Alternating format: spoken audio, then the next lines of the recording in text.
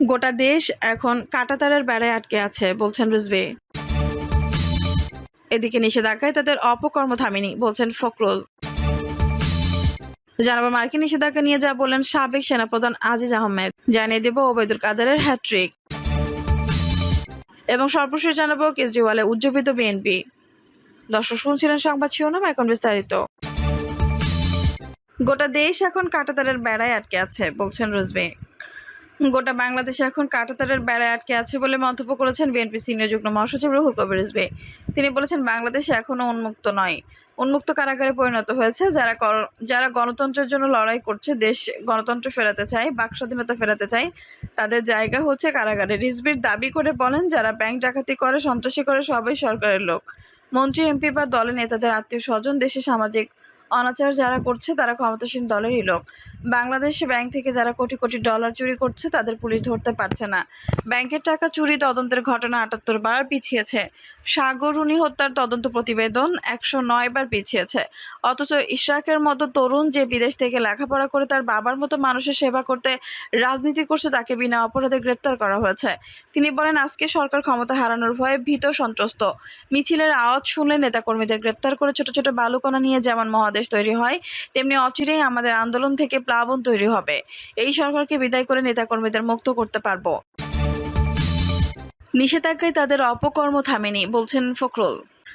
মার্কিন নিষেধাজ্ঞা প্রসঙ্গে বিএনপি মহাসচিব মির্জা ফখরুল ইসলাম আলমগীর বলেছেন, র্যাবের উপরও এই ধরনের নিষেধাজ্ঞা দেওয়া হয়েছে, তাতে তাদের কিছুই হয়নি, তাদের অপকর্ম থামেনি। সাবেক সেনাপ্রধান জেনারেল আজিজ আহমেদের উপর নিষেধাজ্ঞার অনেকে খুশি হয়েছেন, কিন্তু এটা আরেকটা বিভ্রান্তিকর। তিনি বলেন, আমার ঘর যদি নিজে সামলাতে না পারি, কেউ এসে সামলে দেবে না। নিজেদের শক্তি নিয়ে এদের পরাজিত করতে হবে। উৎখাত করব কেন? ভোটের মধ্য দিয়ে এদের পরাজিত করব, যদি সুষ্ঠু নির্বাচন হয়। মির্জা ফখরুল বলেন, সাবেক সেনাপ্রধান জেনারেল আজিজ আহমেদ পরিবার সহ মার্কিন যুক্তরাষ্ট্রের নিষেধাজ্ঞায় পড়ছেন। এখানে কেস দেখানো হয়েছে গণতন্ত্র বিনষ্ট ও দুর্নীতির দায় সরকার বিরোধী দলীয় নেতাকর্মীদের দমন করতে আইনশৃঙ্খলা বাহিনী, সেনাপ্রধান, বিচার বিভাগ সহ সব প্রতিষ্ঠান ব্যবহার করেছে। সাংবাদিকদের লেখার ও মত প্রকাশের স্বাধীনতা নেই। তিনি বলেন, একদলীয় বাকশাল কায়েম করতে সরকার অনেক দূর এগিয়ে গেছে। এটা তাদের সুকৌশল। গণতন্ত্রে আলখেল্লা, পরে নির্বাচন নাটক দেখাচ্ছে। এটা কোনো নির্বাচন হচ্ছে না।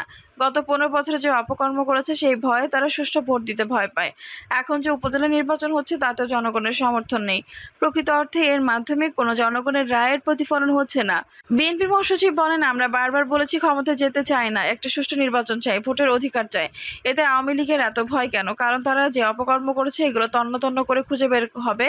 সেই ভয়ে তরুণ সমাজ কোথায়? দেশের এই অবস্থা তাদেরকে আলোড়িত করে না? এমন প্রশ্ন রেখে মির্জা ফখরুল বলেন, আমরা অন্য কোনো পথ চিনি না। আন্দোলনের বিকল্প নেই, জনগণকে বেরিয়ে আসতে হবে, রুখে দাঁড়াতে হবে। মার্কিন নিষেধাজ্ঞা নিয়ে যা বললেন সাবেক সেনাপ্রধান আজিজ আহমেদ।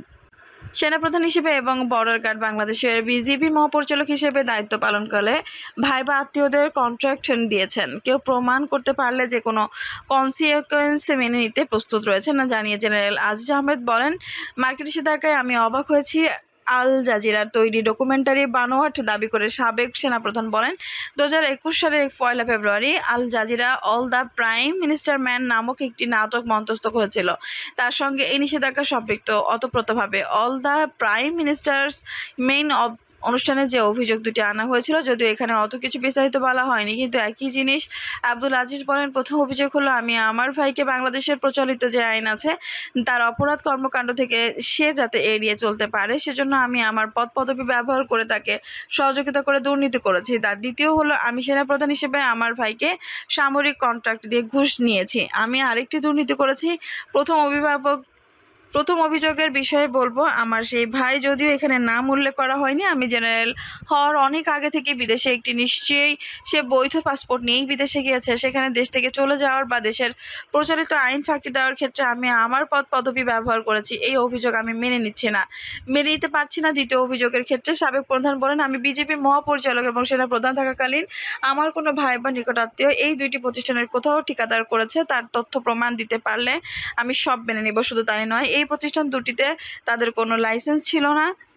সেটার প্রমাণ দিতে পারলেও আমি সব শাস্তি মেনে নেব। নিষেধাজ্ঞার বিষয়ে কোনো প্রতিক্রিয়া জানাবেন কিনা জানতে চাইলে সাবেক সেনাপ্রধান বলেন, আমার জানানোর কোনো প্রয়োজন নেই। যুক্তরাষ্ট্র জানবেন কি জানতে চাইলে আজিজ বলেন, আমি 2টি প্রশ্নের জবাব দিয়েছি। আমার মনে হয় আর কোনো বিষয় নিয়ে আলোচনা করার দরকার কিছু নেই। এটা খুবই দুর্ভাগ্যজনক। আমি নিশ্চিত এটা লোকজন বুঝবে। জানিয়ে দেব ওবায়দুল কাদেরের হ্যাট্রিক। আওয়ামী লীগের সাধারণ সম্পাদক ওবায়দুল কাদের ইতিমধ্যে তিনি একটি হ্যাট্রিক করেছেন। টানা 3বার আওয়ামী লীগের মতো একটি ঐতিহ্যবাহী প্রাচীন রাজনৈতিক দলের সাধারণ সম্পাদক হয়েছেন। জাতির পিতা বঙ্গবন্ধু শেখ মুজিবুর রহমানই একমাত্র যিনি আওয়ামী লীগের 3বার বা তার বেশি সাধারণ সম্পাদক হয়েছিলেন। এখন ওবায়দুল কাদেরও আওয়ামী লীগের টানা 3বারের সাধারণ সম্পাদক। এবার তিনি আরেক রকম হ্যাট্রিক করলেন। ওবায়দুল কাদের গত 1 মাসে তার 3টি নীতি নির্ধারণী বক্তব্য ধরে রাখতে পারলেন না। তার এই বক্তব্যগুলোর উল্টো ফল হলো এবং হিতে বিপরীত ফলাফলের দিক থেকে তার বক্তব্যগুলো হ্যাট্রিক করেছে। ওবায়দুল কাদের উপজেলা নির্বাচনের আগে সংবাদ সম্মেলন করে বলেছিলেন, আওয়ামী লীগের কোনো আত্মীয়-স্বজন উপজেলা নির্বাচনে প্রার্থী হতে পারবেন না। উপজেলা নির্বাচনে যদি কেউ প্রার্থী হয় তাহলে তার বিরুদ্ধে কঠোর ব্যবস্থা গ্রহণ করা হবে। এই রকম বক্তব্য তিনি 3বার দিয়েছিলেন, কিন্তু তার বক্তব্যে সাড়া দেয়নি কেউই। উপজেলা নির্বাচনে তাদের আত্মীয়-স্বজনকে প্রার্থিতা থেকে সরিয়ে দিয়েনি। একমাত্র প্রতিমন্ত্রী জুনায়েদ আহমেদ পলক তার শ্যালককে উপজেলা নির্বাচন থেকে তার প্রার্থিতা প্রত্যাহারের সমর্থন হয়েছিলেন। কিন্তু নোয়াখালীর একরামুল করিম চৌধুরী, ডক্টর রাজ্জাক কিংবা শাহজাহান খান কেউই তাদের পুত্রদেরকে নির্বাচন থেকে সরিয়ে আনেননি। এরপর আওয়ামী লীগ সভাপতি প্রধানমন্ত্রী শেখ হাসিনা আত্মীয়-স্বজনের ব্যাপারে তার ভিন্ন রকম অবস্থা ব্যাখ্যা করেন। তিনি বলেন, পরিবার বলতে শুধুমাত্র স্ত্রী, পুত্র এবং স্বামী বোঝাবে। তিনি এটাও বলেন যে যারা দীর্ঘদিন রাজনীতি করেছে, আগে থেকে উপজেলা চেয়ারম্যান আছে, তারা কেন প্রার্থিতা প্রত্যাহার করবে? এর ফলে ওবায়দুল কাদেরের বক্তব্য আর ধোপে টেকেনি। পরবর্তী পর্যায়ে কেউই ওবায়দুল কাদেরের বক্তব্যে আমলে নেননি। ওবায়দুল কাদেরও আত্মীয়-স্বজনদের ব্যাপারটি যে রুদ্রমূর্তি অবস্থানে ছিলেন সেখান থেকে সরে আসেন। দ্বিতীয় হিতে বিপরীত ঘটনা ঘটে মেট্রো রেল ভ্যাট না দেওয়ার ঘটনা। মেট্রো রেল কর্তৃপক্ষ যখন এনবিআর এর কাছে আবারও ভ্যাট প্রত্যাহারের জন্য সুপারিশ করেছিল, তখন কেজরিওয়ালে উজ্জীবিত বিএনপি। আম আদমি পার্টির নেতা অরবিন্দ কেজরিওয়ালের একটি বক্তব্যকে নিয়ে বিএনপির উচ্ছ্বাস লক্ষ্য করা যাচ্ছে। ভারতের লোকসভা নির্বাচনের সাম্প্রতিক সময়ে আম আদমি পার্টির জামিনে মুক্তি পাওয়া এই নেতার একটি বক্তব্য বিএনপি তাদের নিজস্ব ইউটিউব চ্যানেলে শেয়ার করেছে। অরবিন্দ কেজরিওয়াল বক্তার বক্তব্য রাখতে গিয়ে বাংলাদেশের নির্বাচন প্রসঙ্গে তুলেছেন।